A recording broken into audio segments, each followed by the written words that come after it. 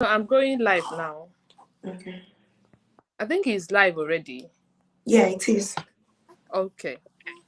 Joy, I just want to increase the this thing, the phone.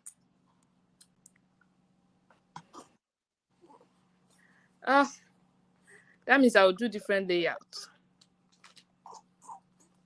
What layouts do you want? Yeah. I think it's okay. Like I wanted to put my phone this way, but it's not doing well. I wanted to put the phone like that YouTube way. Okay. But I think this is also fine. Or check the layouts. Maybe the one that is going to put everybody side by side, Yeah, I think this is fine as well. Yeah, I'm it's just because you're using your phone.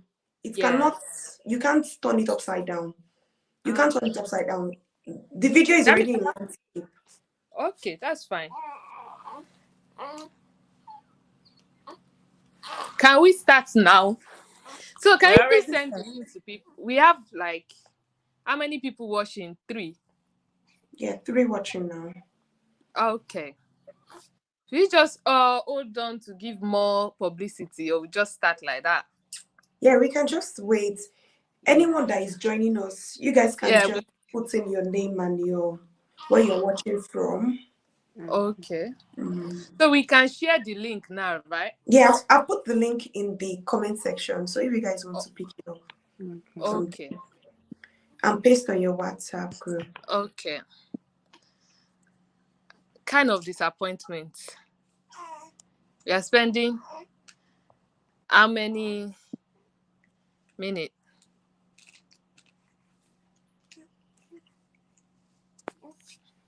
To think I'm finding difficult to copy and call. Okay.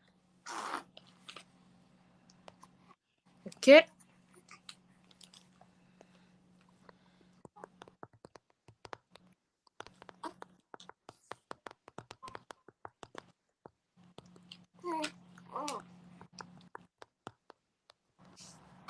Okay, just while everybody is trying to get there, while we are waiting for more people to join, if you are joining us here and you can see this video and you can hear us, kindly drop in the comment section so that we are aware that you can see us and you can hear us, because we did struggle a little bit with coming online.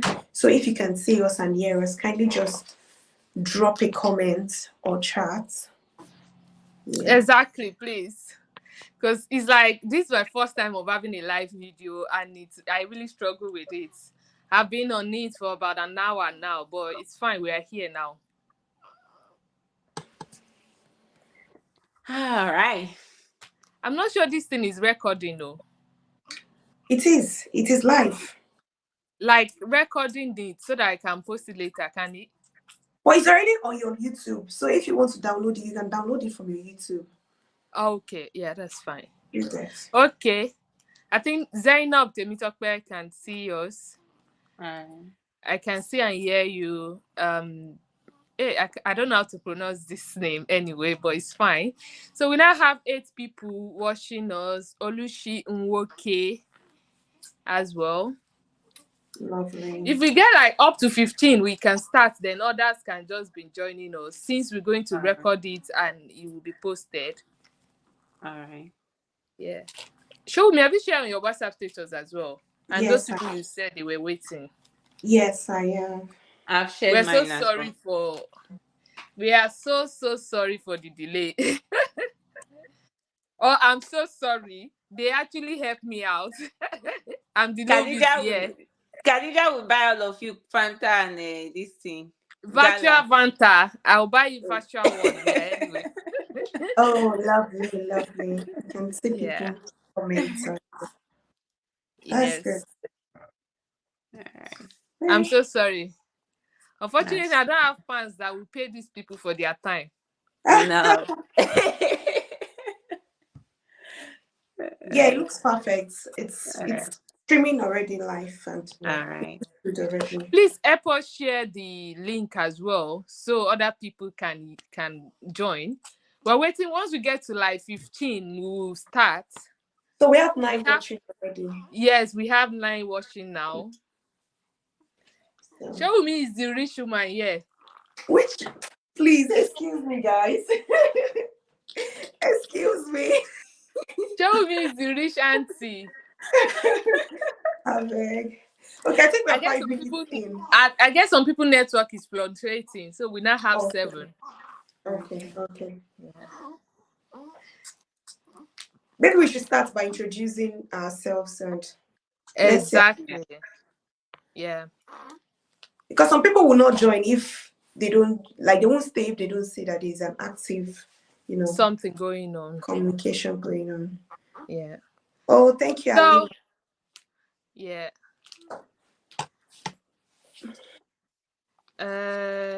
Yeah. Yup. Sorry, I'm just trying to share the link. Okay. So we can start something really. So hi guys. Thank you so much for watching, and thank you. I'll start from my invited guest anyway. So show me and Joy, I really do appreciate you guys for honoring my invitation. And yeah, and myself, Khadija, I'm a midwife working in the UK, and I have these lovely midwives as well. So I'll just leave you guys to introduce yourself first before we start the discussion why we are here today. So who is going first? Joy Show should me. go first. You're on top. You're on top. Which You should kind just of go. humility be this, son? Please go first. No, show me. Okay. You're actually on top, so that's why I felt like it would go around. But I'm happy to introduce myself. Hi, everyone. My name is Shomi Mary Oshifodori.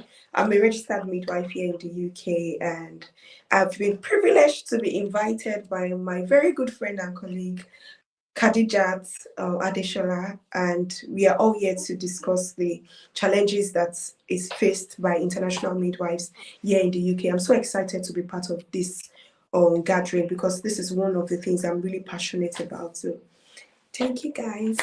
Thank you so much. All right. Hi everyone. My name is Joy Hunoche. I'm a midwife here in the UK as well. And yeah, like Noshomi says and Skajija, we're here to talk about the challenges faced by international midwives in the UK and the ways we can address them. I hope you guys enjoy watching. Hopefully. Okay, so I think we still have just 9 people, so we're just going to start the discussion, and hopefully people do join us thereafter. I Yeah. understand some people might be on shift as well, Yeah. and the fact that we didn't really start the time we presume. I know some people might have been waiting and they just have to leave when we are not starting. I have Yeah. apologies for all of that anyway. Okay, so today we're talking about the challenges faced by international midwife working in the UK. These challenges are actually in 2 parts, I will say. There's challenges of migrating to a new country, you trying to, figure out the weather, trying to adapt. And there's challenges that, okay, now you're working as a midwife, so is you are meeting some people. Some of us are from the black country. We are going to be attending to the whites, multicultural and all of that. So there are a lot of challenges. So we will start from ourselves. So each and every one of us are just going to share their, when we start working, what we find most challenging and how we were able to overcome them. So then we can, if you want to share with us as well, you can put that in the comment section, then we will discuss it as well. But for now, we will start from ourselves. So this time I'm not going to give you guys options. So I'm going to call on anyone my names, my mouth call first. The person will be going first, okay? So who should I call? So when I call you, what you're just going to tell us is about the challenges you find basically working as a midwife. When we talk about the weather, all of that one is just general. Human beings are meant to acclimatize, so you eventually acclimatize. But we're talking about the working as a midwife. So you are sharing when you get your pin and you start working as a midwife, what was the challenges you faced and how were you able to overcome them? So I'll be calling on Joy first to share. The heck?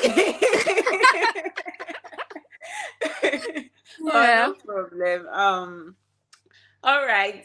Good day, everyone. So we've already introduced ourselves, so I don't need to go over. of course. Um, I've actually been in the UK for 1 year now, a year and 3 months or so, and I've had a lot of people, come to me with their different experiences, and comparing them with mine, I find out that we are all facing similar challenges as internationally educated midwives, migrating from our countries, home countries, to a different land entirely where we don't know about anything. So my case, I was actually the first international midwife to be recruited by my trust. Hey, Joy is So gone. y- yeah, hello. I'm with you. We can hear you. Okay, so you can imagine the sort of trauma I would say that I faced. Why why I was, why I was new here and having to do everything the first time, having to be test running the process, test running the ways to do things, doing the first OSCE, doing everything first. It was really challenging and it was really devastating. And then again, there was no black around me, sort of. Everyone around me was white. So there was no one I could actually look up to say, oh, this is someone of same color with me, and let Mhm. me sort of relate with this person. There was nothing like that.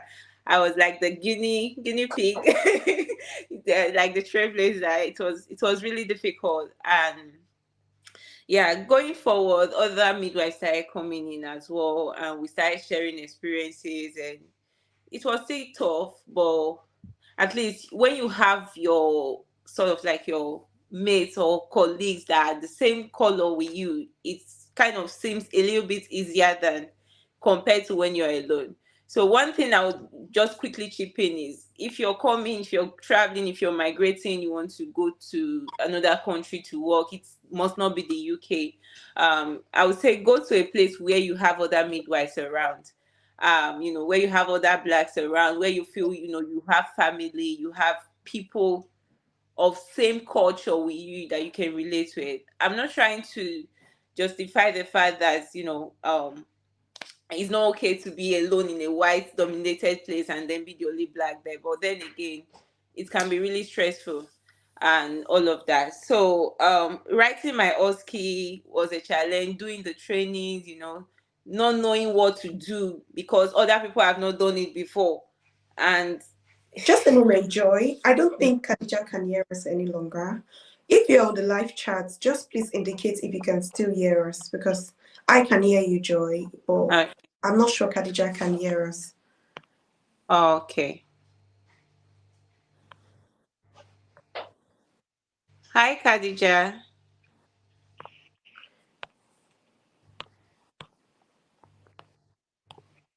I think she went off and came back in again, and that sort of messed it up.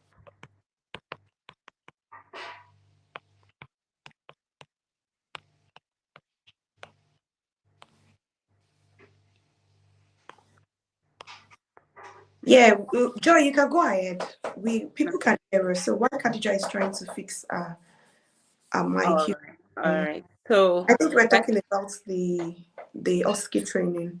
yeah, so it was, yeah, I remember when I was going for my OSCE, I left my passport at home, and I got to the center and realized that I didn't go with my passport. It wasn't that I forgot, but I felt it wasn't needed, because I heard from someone else or something that you can just go with your you can just go with yourself and go and stay there. Just write your name and write your this and that, and you're good to go. Show them your PDFs on phone, and you're good to go. So because of the fact that I didn't have anyone that had written it before in my trust to actually look up to and ask questions about what and what are the requirements that should be brought to the center. It was a whole lot for me. I didn't go there with a passport, and then I wasn't allowed to sit for the exam. I had to go back home, travel all the way from Oxford, where I was writing it, back to my city. Took me a whole lot, like 4 hours journey.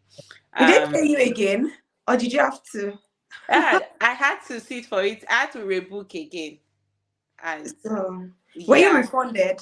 Oh, Oh, my trust dealt with it. They oh, they they sort of registered for me again, and then I oh, didn't bless. have to pay anything. But but then again, the trauma of having to do training again. You're prepared for an exam, and then you go there, you're not able to write it. You have to wait months. You know how the stress of getting a date is in the first place. Getting an OSCE date is really stressful. So I waited extra 2 months or so. I can't remember.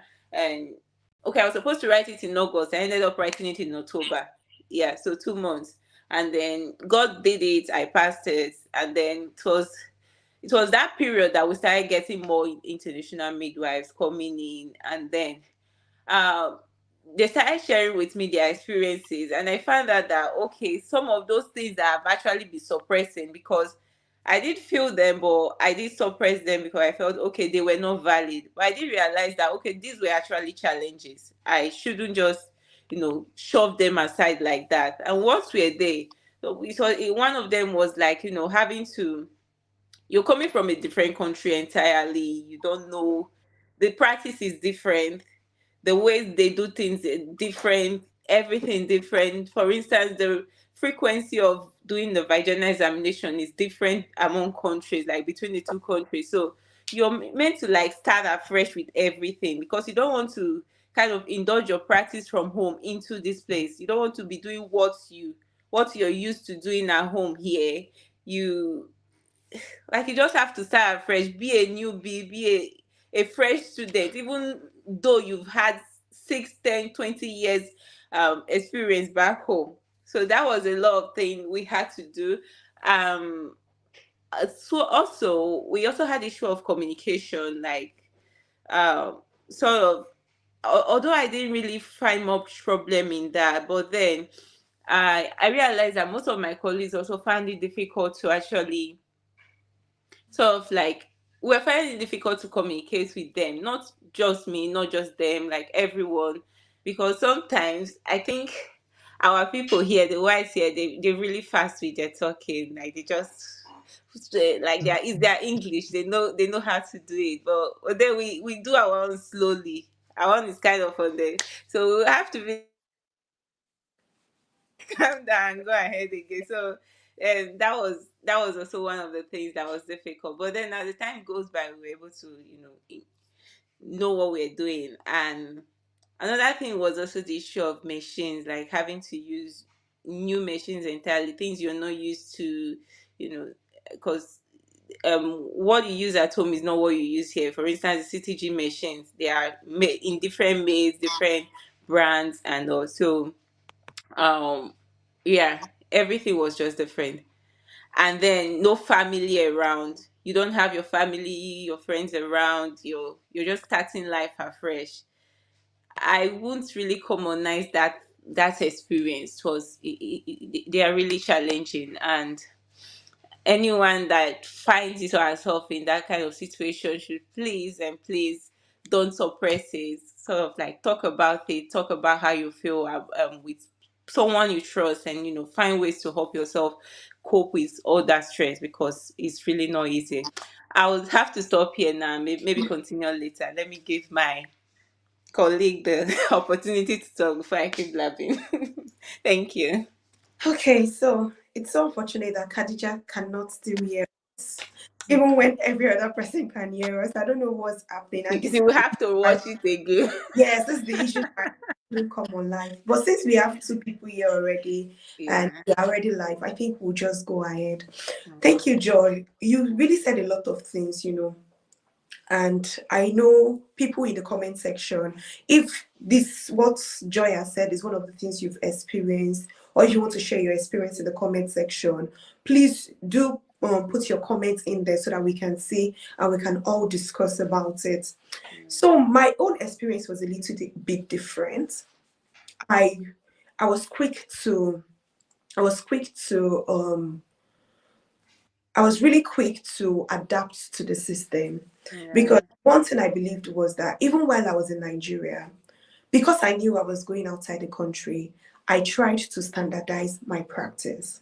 So the hospital where I worked in was an hospital whereby we had only qualified midwives, and then we did the standard, even though, for example, monitoring of the baby, we did it every 30 minutes, even though we couldn't keep up with every 15 minutes. There was always one midwife to a patient in labor, at most 2 in the private hospital where I worked. Yeah. So it was quite, you know, the standard was already raised. I worked in Lagos. The standard was already raised.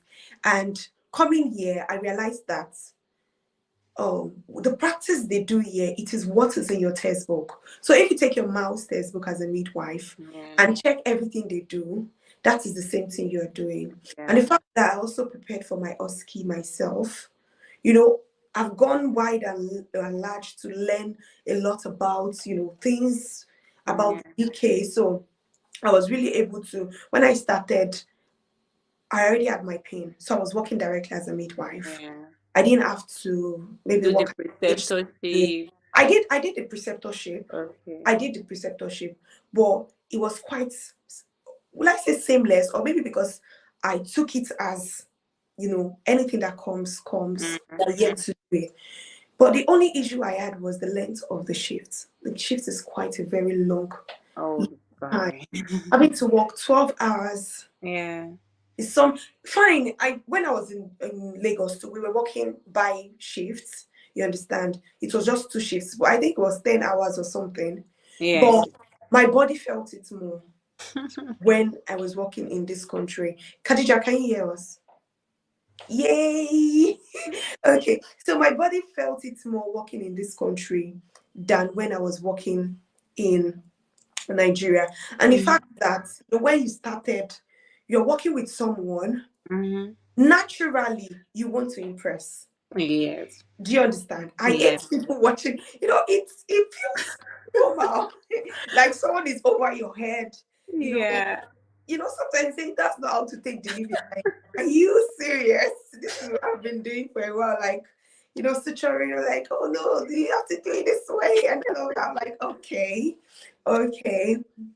So that period of time, I think it took me about because I had 3 months of, you know, supervised practice. The first month was when you're working with different people. Second month, you can start stepping out of the you know, room for you a little bit. But by the second month, I was really tired of working with people because I felt like it stressed me the most. You know, I felt comfortable working with some people than some other people. And then, you know, the mental stress was there. The exhaustion was there. And the fact that I couldn't also pick my shifts. I was working more of days. I'm really a night person in this UK. You know, I was working more of day shifts because they were trying to pair me with people, allowing me to see the way things go during the day before I finally transitioned into night. But as soon as I was able to get off my preceptorship, I was so happy, Jesus. I think was that so thing is happy. common with most of us because I was also struggling to, you know, finish that supernumerary period as well. Like, As soon get as I off got it and off, be an independent, autonomous midwife. as soon as I know it was scary, but then it was so much relief. I felt very, very much better. And that's why I tell people, when people start to work with me, I tell them what they did to me, I might still be doing it to you. I tell them that it's easier when you start to work by yourself. So anything that we are doing this period, just take it as it will get easier, you know, basically. Because the way people maybe might not leave things for you to do, that's the same way, you know, I want to do things too. Because I'm also the midwife. I'm also the one that is held accountable in this situation. So it's kind of a circle. So people should not, you know, be angry when they see midwives doing that. They don't even know what to do. Sometimes some third year students, I don't even know what to let them to do, what not to, you know, so that you don't be an incompetent midwife. You're just sitting down there, letting everybody do everything, you know. It's just that balance. So I will just leave Khadijat to go on from there. We can't hear you, Khadijat. We can't hear you. I thought this as well because when you asked her, I couldn't hear her response. No, we can't hear you. Okay, the network has really dealt with her today.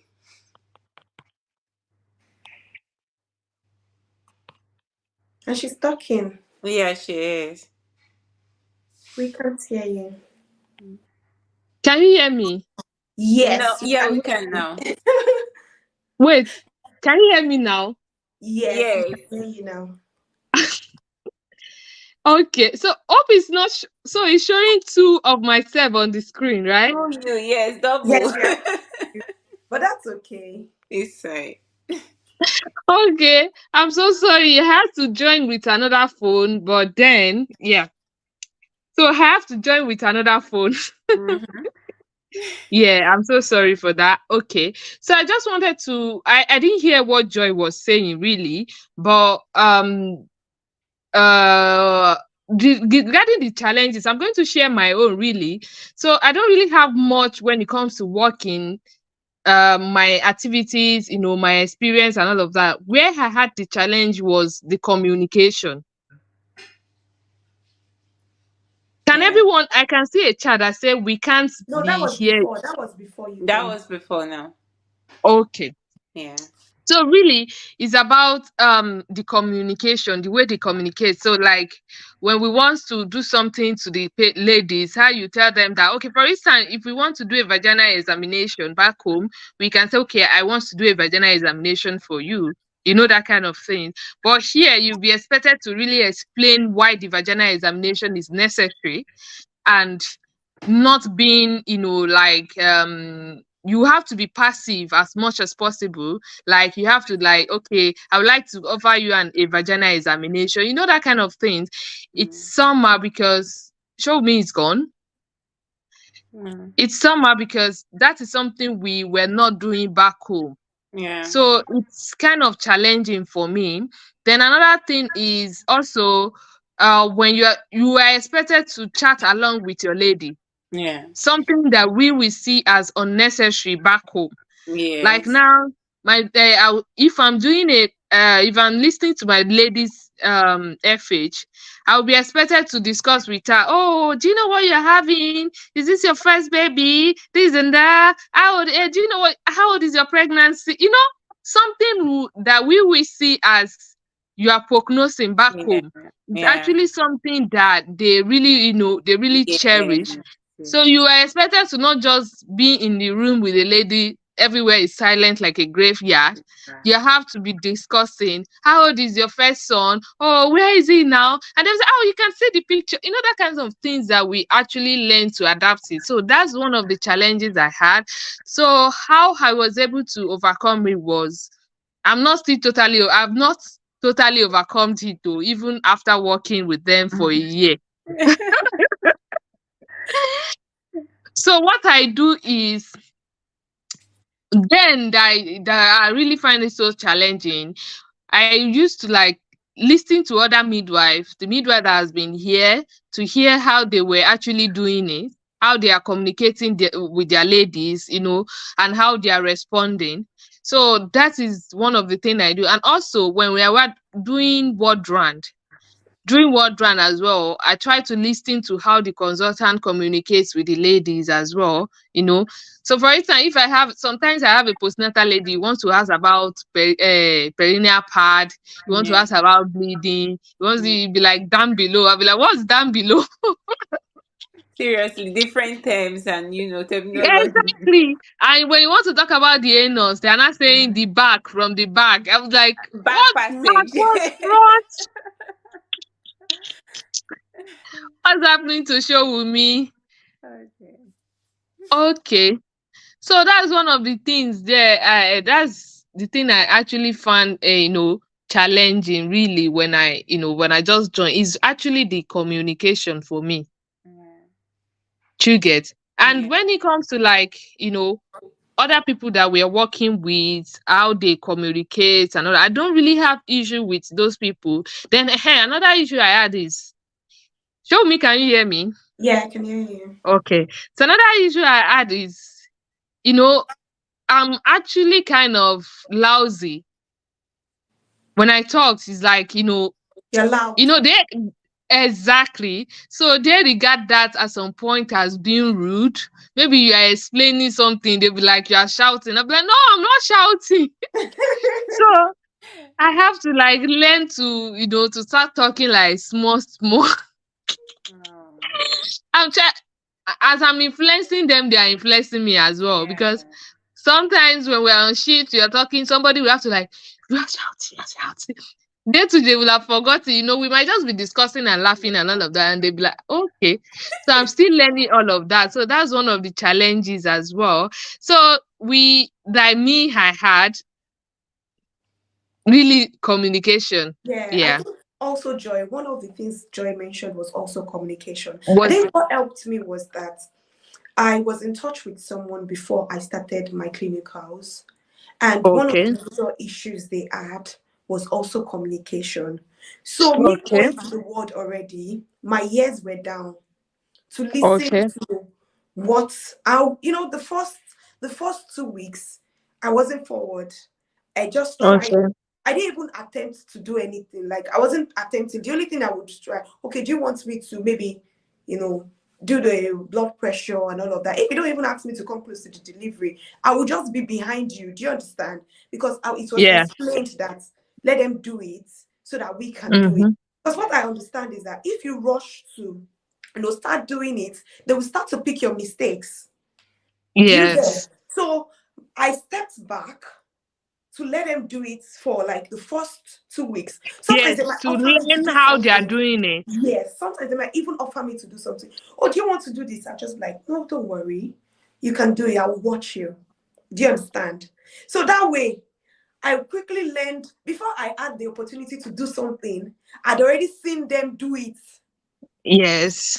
Do you get? For example, like the Yeah. cannulation. I didn't rush to do cannulation. I waited till I did my training. Then when I did the cannulation, like, she's perfect. She's perfect. Oh Yeah, my goodness.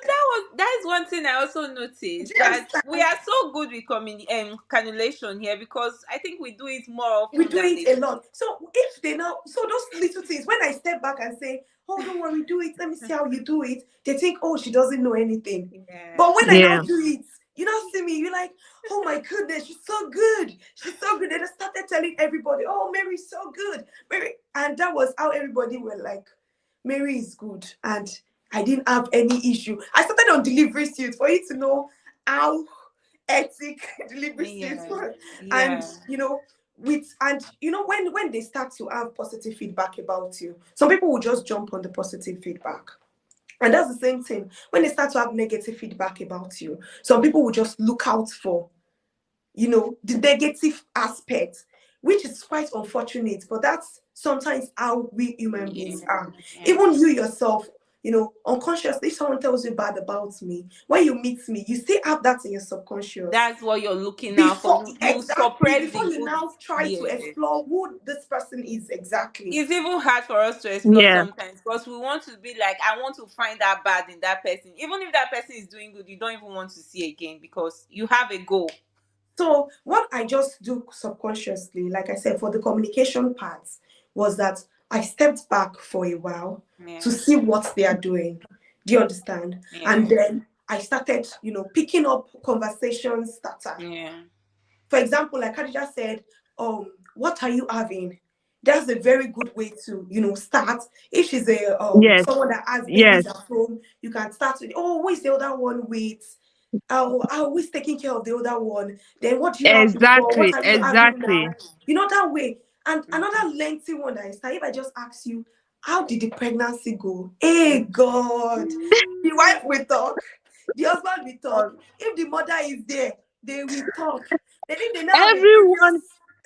if they have a previous baby, and I say in comparison to the last one, how did you feel? See, you will finish 1 hour. Yeah, they are still talking. Yeah. Seriously, that's one of the things we have to like. One of the things we have to learn as well. We have to learn how to bring up conversation, Yeah. especially when you're working in delivery suites. You have to spend that 12 hours with a lady in a room, Yeah. Yes. and it's expected that that lady should, that place should be, lively. Mhm. The lady should not find it boring, Mhm. and as well as yourself because of your mental state. So you have to learn how to make that place interesting. Now, documentation as well. You will be doing fresh eye every 1 hour, CTG stickers every 30 minutes. You have to write something on the note as well. So you have to like bring up something, think about it in your head, what to do. So something I just think about, okay, sometimes if I have like five things to discuss with the lady, I'll do one now. In the next 15 minutes, I will do another one. So like for this another thing, another thing we need to learn is consent. One of the things we need, because back home we really don't usually gain consent for everything we do for our ladies back home. Let's be sincere. Some do it. We are trained to do it, but because sometimes when you start working in a new place, you will be the only person doing all of that. I And carried it on my head though. I carried all those things on my so head. after 1 year or something, you just like, okay, if I can't meet them, I joined. Or maybe because I didn't Seriously, practice for too long in Nigeria, so maybe it helps me exactly. a little bit. I practiced for 3 years in Nigeria. Mine Yeah, was 5. 3 years. exactly. So we are meant to gain consent. Yeah, we do gain consent to an extent. For instance, is that consent? I want to set cannula for you. Is that a consent? No, it's not. Is it We do okay more of if? those Is it okay sentences. if? Yeah. We do more of those sentences back home. Yeah. Yeah. So those are not consents. Can I However, say we told something, them what we Khadija? want to do, but we didn't give them the option to make a decision. Can I say something also? I think Yeah. what also helps is that sometimes when you are bringing a lady into the room, we jump to start doing things. One thing I Yes. learned is that once I meet the family, I try at that point in time, no matter how busy it's going to be, I try to, get information, like just talk to them. Yeah. Do you understand? Yeah. Instead of saying, oh, okay, I'm going to set cannula, I'm going to do this, I'm going to do that. No. I talk to them. This is the process of what we are going to have in the room. So once you get in, I'm going to do your blood pressure. I'm going to check your pulse. I'm also going to, put you on the monitor. So once I do that, I'm going to take some blood from you, put a cannula in there because this is what we want to do. And also we'll do a vaginal examination. Then we'll be able to break your waters. Is there anything you want to ask me? Is there any question? You understand? So when I'm saying the rundown of everything I want to do for the lady, she already has a mental, picture. And before even Of saying what's that, going I've to already, happen. interacted with her to say, oh, how was the pregnancy? How you doing? Do you understand? We've already created that rapport. Then also explaining everything. So when I am now setting up my tray for cannula or cannulation, I might have not even, said, okay, I'm about to do the cannulation. I can just set it finish and say, okay, are you ready for me to do the Exactly. cannulation now? So me, I find it that it makes the work seamless, Easier. sort of. Yes, and it will have that consent aspect as well. So basically, what we're just trying to say is that the way you put it for them to really understand, and for it to not be like authoritative.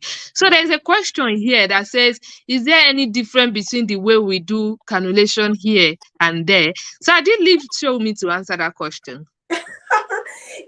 Okay, so I feel like the emphasis on, it's a clean procedure. We need to, not touch the sterile technique to make sure the sterile parts are not contaminated. Those are the things that we are more, concerned with. And that's why you have to use maybe the what do they call it? The inco sheets underneath the patient's hand. Then we have the normal tourniquet, not the drip stand tourniquet that we used to cut and tie. Show me, don't bring out Wanyash out in public now. So, we have that. And also, learning some little techniques. Some techniques I brought from Nigeria, like applying pressure at the end of the, at the end of the cannula, this thing, so that to avoid over spillage and all of that. But using their vacutainer to take blood, the type of plaster they use is not the one that we just wrap. So I think that's just the difference. So this person that has is their major difference. The techniques is still the same thing, but however, the materials are different.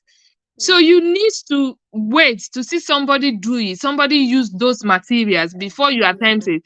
Apparently, we still chook the needle the same way. We should Of insert course. everything the same way, but the materials are different. So that's the main thing. So in essence, you have to just watch somebody do it, And see how they manage. I think the expectation that Nigerians have on their midwives is quite high. When is a newly qualified can not be able to cannulate. In this A place. band 5 midwife might not be able to do suturing. Yes. Even sometimes yes. band 6 midwives. Yeah. So don't put that pressure on yourself, trying to figure everything out. Or that don't say that I must do this, I must do this. Yes. If you haven't done the training, you are not under any obligation to carry out that procedure. of course. There is even venipuncture training to take bloods. So if you have Yes. not done it, you are not under any obligation to do it. Yeah. Yes, you know how to do it, but there are still little things that you need to know, especially how they use their stuffs. Like now the way it is, the kind of cannula they have in Showumi Trust might be different from the one we have in my trust. We found out that when they transfer ladies, because when they transfer ladies to my trust, there was this particular, I was trying to, the lady have a cannula. I wanted to connect a drip. I could not open how they close the cannula. The, Yeah. The I was unable two-way to open it. Yes. Unfortunately, when I find that eventually it's not something I'm supposed to open. It Hmm. doesn't need to be open. I'll just need to insert the giving set on it straight Clean it. like that. Yeah. But we don't use that kind of one in my trust. So basically, even because you are in the UK does not mean you know everything they use in every trust. So when you see, even if the way I'm here already, if I change my trust to another trust, we're still going to be trained the same way. Yeah. I still have to learn the way they do their things and all Yeah. that. The only difference would be that I have attended to a British citizen, all of those people before. That would be the only difference. So anywhere we go, basically, we still have to like adapt, try to see the way they do things, and the best way to learn is actually seeing. So when you are in that supernumerary period, it's not just for us for the period for you to be chilling and all of that. You have to, be using your senses, your special senses, that your ears, your eyes, to see how they do things and to Yeah. hear how they communicate with the ladies. And that is going to really help you. And if for any reason you work with anybody you didn't really get along with, you can politely request to work with another person. I don't think if that's work in every trust. So can you share if you can do that in your trust show with me? No, And Joy. Joy. Joy should. Joy. Sorry, Before so I with me it's so fast if I before I actually go to that, I just want to quickly add to the cannulation stuff and all that. That one thing they Yeah, hold in high esteem here is sterile technique, like yeah, asepsis. They yeah, hold it very, very importantly compared to our practice back home. yeah, When you're doing cannulation, like she said, you have to make everything like do it under asepsis, and also catheterization, because yeah, I started off on delivery suite as well, and I do take ladies to the theater, and I've seen several cases where I will be preparing for my catheterization in the theater, and then one of the theater staff that I didn't know was even watching me from behind, you just come and say, "Go and change that gown, go and change that this thing glove, because." You were close to this table like by so inches, and this I'll be like, how were you even watching me and calculating that distance? Because I didn't even know I was being watched like a hawk. But then, like, as soon as you do anything at all that questions the sterility of whatever you're doing the procedure, you will have to start afresh because they believe is now on steroid. So, even the ladies asepsis, might request that you start afresh. asepsis is very important, very very Yes, important yeah. here.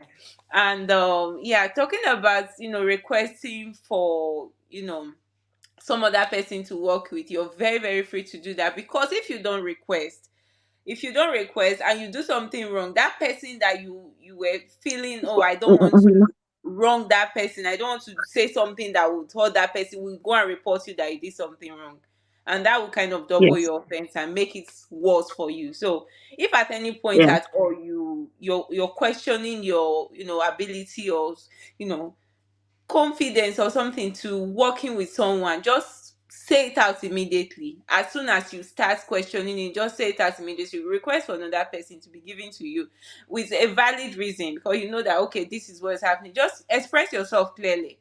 Because I've seen cases, I've had cases where, okay, I said, let me just let this person be, I'm manage. You don't manage.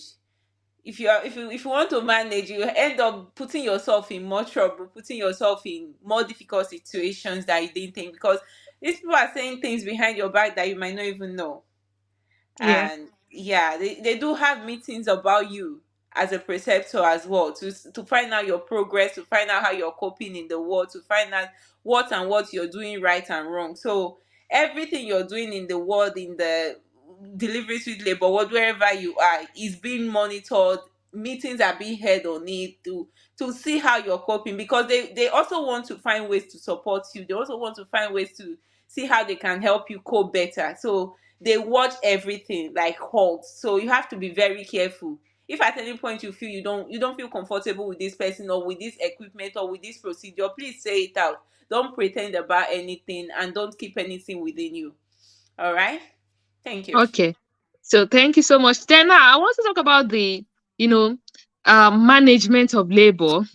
Working in this country, basically the main department you will be, there are still other departments, but the one that is main is actually delivery suite, postnatal ward, and antenatal ward, really. Yeah. Yeah. And now there are a lot of expectations from midwives in the delivery room, because the lady, actually they are the king, and that is their room.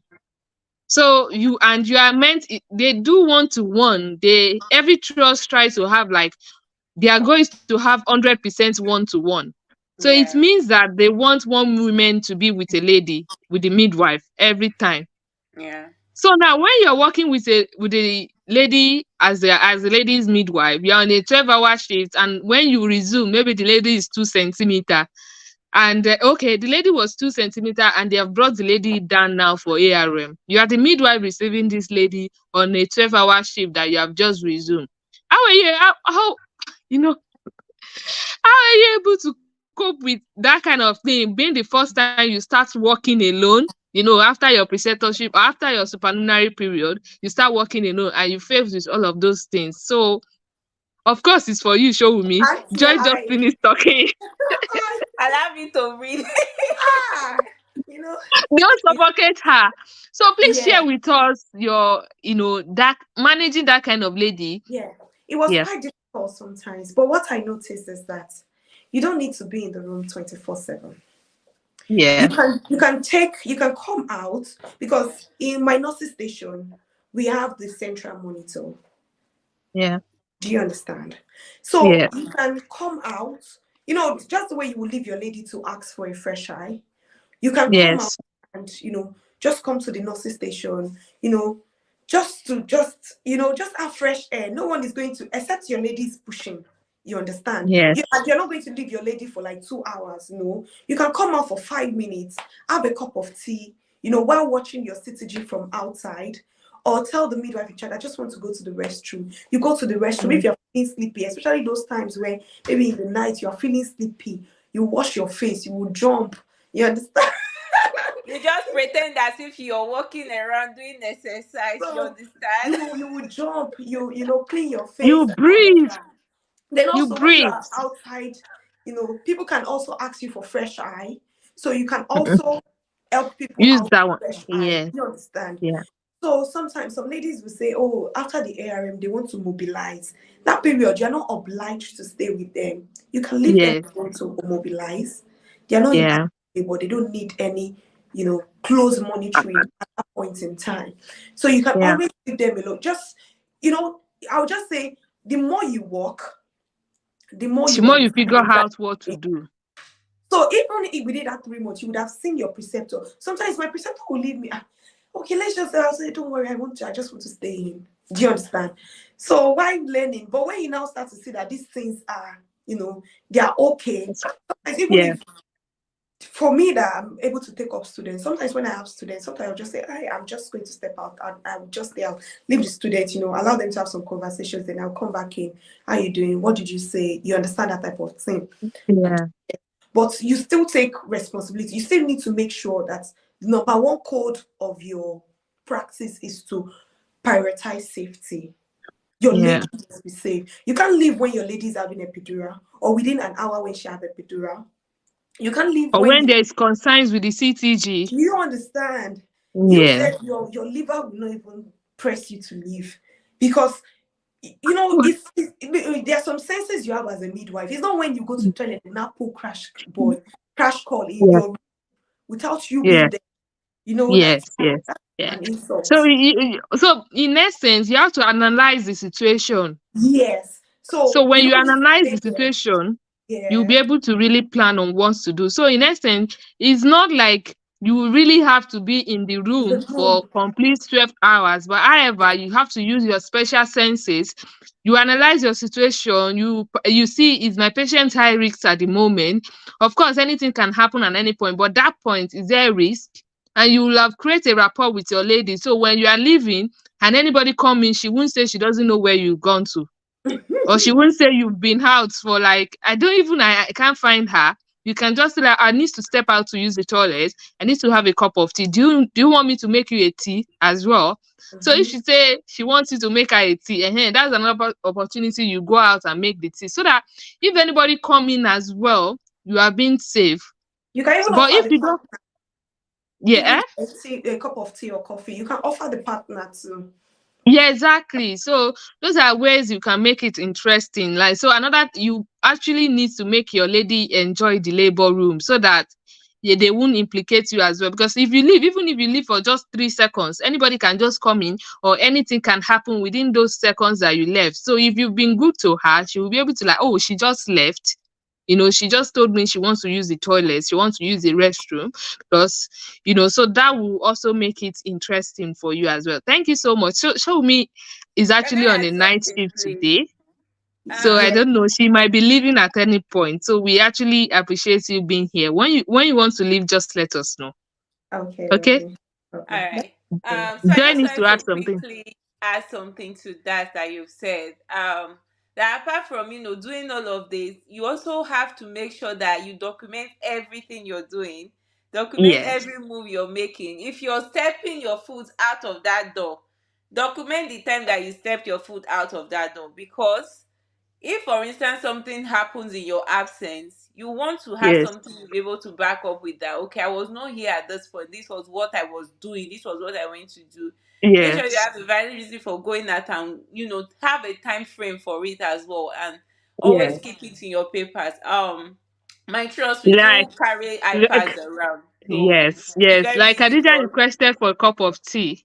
I'm how to yeah, make the tea. So make it with out milk and yeah. sugar, two sugar. In fact, put all the details in there if possible. Very important, please. Always document. Okay. That thing can always, Yeah, thank Yeah. you. Okay.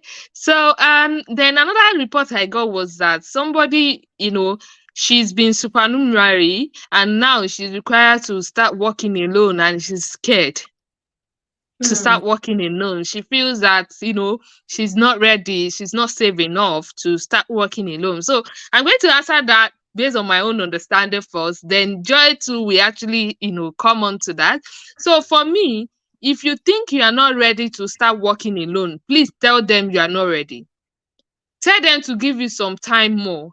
And when you request for that time, work on the things that you think you are not confident enough on. Work on it. So when they give you extra 2 weeks, try to like focus on that thing that you think you're not okay with. But when they ask you to start working alone, you now being going to be held responsible for everything you're doing, for anything that happened with your lady. And they investigate everything. If your lady end up in emergency cesarean section, whether maybe it's fine or not, they will still investigate. Do you understand? So now, when they are investigating, it's not to really hold you accountable for any wrong that actually happened. It's for you to be able to learn from it. So if you are not ready to start working alone, please tell your manager, tell them to give you extra time. And when they give you that extra time, try as much as possible to work on the things that you think you are not, confident enough to start doing. So if they ask you to start working alone, don't say because they already put you on the roster in number, now you must actually do it. Please, it's not a must, but request for some time, maybe just 1 week or two. If your manager does not agree, there are other people that you can actually meet in your trust. Tell them you are not confident enough to undergo this thing and you think you will not be providing the appropriate care that the lady needs for them. So once you said that, they wouldn't want to jeopardize the care that their ladies are receiving. But know that once they give you that extra time, you too, you are working on improving yourself.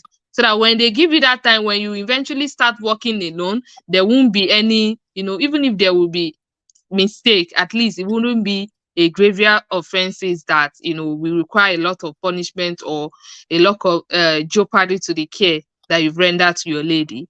So, Joy, can you please add to that? Thank you. You've actually said almost everything about it. So if you don't feel confident, like Khadija said, please ask for extra time and have a smart plan at hand to make sure that okay, that time you're giving, you're able to work towards improving yourself. And then again, if you start working alone, okay, there's no way around it again that you can gain any more time, or for instance, you feel like you've gained something, that you feel a little bit confident, maybe 80% confident or something, 100. It doesn't matter. When you start working alone, it doesn't mean you are alone on the world. For instance, Yeah, delivery suite, we have a lot of midwives, band a 5, band 6, band lot. 7, students, support workers, everybody are around to help you provide the best possible care to the patient. So if you, for instance, have any question mark at all about anything you want to do, please go and ask any other person close to you, because they've been there, they've been working there, they know the do's and don'ts, they know everything Yeah. around it. For instance, you feel okay, I don't know which blood bottle to use to collect this thing, or which kind color of cannula to use to cannulate this patient. Please take the cannula and go and ask anybody. You can ask a band 6, band 7. If none of them are available, ask anybody that you feel is available, and don't do that thing until you're sure you've gotten the right answer. And make sure you document that. Make sure you document And that. you can Okay, also look up on the policies on the system. So exactly, there are exactly, policies for literally almost everything. So you can look up on everything, the policies and all of everything. that. Like I've seen people caring for patients, and every now and then they are on the desktop opening the guidelines, making sure Yes. that everything they are doing step by step, they are sure of it. They are sure of every step. Look up at the guideline, ask the people that have been there before you, make sure that you're safe, you're confident before actually doing that thing, because anything you do at that point can and will be used against you in the court of law. Okay. John, will you please add to that? Surprisingly, I have a kind of opposite reaction to this, Okay. this situation, because I've seen situations whereby international midwives, Yes. in themselves, and Okay. they are really, really doubtful and scared. Yeah. So during your period of supernumerary, it's not only about how you feel. There is someone assessing you with everything Yes. you do. So Yeah. if someone is working with you and they don't see that you are providing, or even if you are providing unsafe care, let me tell you something, you won't be the one to say you are not confident. Before Mm-hmm. you leave that place, they will call meeting and you will go into meeting. So it's good to identify what you think your fear is, and that's why you Mm-hmm. have to practice development team. Do you understand? It might be Yeah. during your first shift or first 2 shifts, the practice development team would be coming down to check up on you, to see Yeah. how you're doing, to see if you need anything. But I know someone that was really scared about starting as supernumerary, requested for time, and they said, we have seen you, we know you're confident, we're not giving you any extra time. Guess what? She's a band 6 midwife already now, and she didn't Yeah. extra time. So that push that they gave her was what she Was needed okay. to be confident in Yeah. herself. So sometimes, and that's really what I think, maybe another time would have frequent live sections, and that's one of the areas I want to really focus on, even on my YouTube career development for me, for midwives, because most of the time I myself, I'm not an exemption. You doubt the Yeah. skills, you That you doubt your process. confidence. Do you understand? And Yeah. these things are obvious. When you're confident in yourself, it would reflect. I've Yeah. been in situations whereby I'm really confident in myself, I'm really happy doing what I'm doing, and I've been in situations whereby I doubt my competency, I'm scared, I just want to take things slow, even after working for about 2 years, just depending on what situation you find yourself in. You understand? So midwives should learn to, like when they say, let's try you out, even when you're scared, let them know that this is the reason why I'm scared, and let them put plan in place. So not necessarily that every time they are going to elongate your period of supernumerary, but sometimes they can put alternative plans in place to, just help you to walk through that period, even though you're scared, just to throw you into the water. You know, sometimes when they throw you into the water, that's when you know how to swim. All those hydrophobia, can't swim, and all of. If you find yourself in flood, you will swim. You understand? Yeah. So sometimes Yeah. is what we need sometimes. And thank Yeah. you. Then another thing is that some trusts actually do not have lots of international midwives. Yeah. So Mm, those support are not actually everywhere. So the support are in some places because we have some people that have actually gone through no support Yeah. period. Like they mm, started recruiting. We have some trusts now have cohort 1, cohort 2, cohort 3 and all of that. But when you are the first cohort, the first person, and also this boils down to part of the people doing self-sponsorship as well, they got their pin before joining the trust. So they join the trust, they are being thrown into start to work as a midwife, just do the training, and this they are given a particular time to mm. before they start. Yeah, Oh no, I was this just saying. happened. Wow. Yes, they are given a particular time to be supernumerary. You know, it's somehow at times it's overwhelming, and at times they don't even know who to go to speak to. So if you're in that position, we're telling you now you can meet your practice development, midwives, PMAs as well. They have professional midwives advocates. So you can meet them, discuss what you think is the challenge. This person, they might not necessarily elongate your time, but they can request to have some shifts with you to see how you are working. When you work with them, they will be able to see that, okay, if truly you need some times or if you cannot go alone. So I hope this help you as well. I don't think she's here anyway, but I'm going to, it's a recorded session so people can actually, Yeah, for watch me, and I see. actually paid with my pin already, and Yeah. my boss puts me in plan with other international midwives. So So that's fine. Yeah. even with the super, that's why I said during the supernumerary period, I felt it was a lot. They asked me for feedback to say how did I Mm. feel doing? Because it was somehow I was wearing, a different type of uniform for people who have not gotten. Yes, So yes. I didn't know where I stood. And that was the first, I think that was the first, I was the first person to wear that uniform. And people were Okay. I'm like that asking as well. questions.